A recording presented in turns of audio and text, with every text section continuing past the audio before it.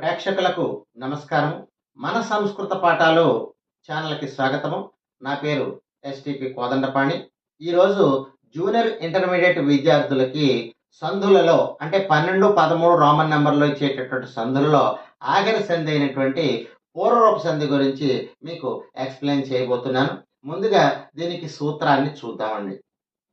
ఏంగః పదాంతాత్ అతి. ఏంగులకు పదాంతమునందు అత్తు కనుక పరమైనట్లయితే, అత్ అంటే మొట్టమొదటి హ్రస్వ అకారము. ఇది కనుక పరమైనట్లయితే దానికి లోపము వస్తుంది అనేటటువంటిది ఈ సూత్రం ద్వారా తెలుసుకోవాలి. ఒక్క మాట మనం ఉదాహరణల్లో కనుక వెళ్ళినట్లయితే వనే ప్లస్ అపి వనేపి, వృక్షే ప్లస్ అపి వృక్షేపి, తే ప్లస్ అపి తేపి, కే ప్లస్ అపి కేపి, విష్ణు ప్లస్ అత్ర విష్ణుఅత్ర. దీన్ని ఒక మాట వివరణగా చెప్పుకుందాం.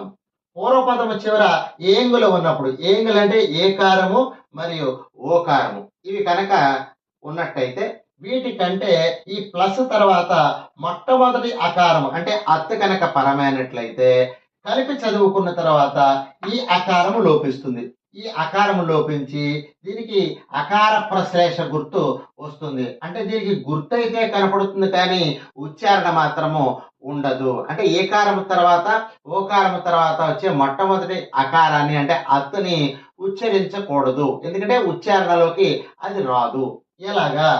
వనే ప్లస్ అపి వనేపి, వృక్షే ప్లస్ అపి వృక్షేపి, తే ప్లస్ అపి తేపి, కో ప్లస్ అపి కోపి. ఇక్కడ ఓకారానికి సంబంధించిన ఉదాహరణ మనకి బోర్డు వాళ్ళు ఇవ్వలేదు, కానీ కో ప్లస్ అపి అని కూడా చెప్పుకోవచ్చు.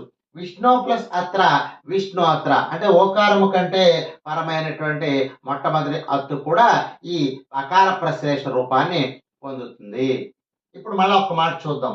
ఏకారము ఓకారము కంటే మొట్టమొదటి అత్తు గనక పరమైనట్లయితే ఈ అత్త అనేటటువంటిది లోపించి అకార ప్రశ్లేషగా మారుతుంది. అంటే ఇది ఏ గుర్తులో ఉంది? ఇంగ్లీష్ అక్షరాల్లో ఎస్ అనేటటువంటి గుర్తుగా ఉంది.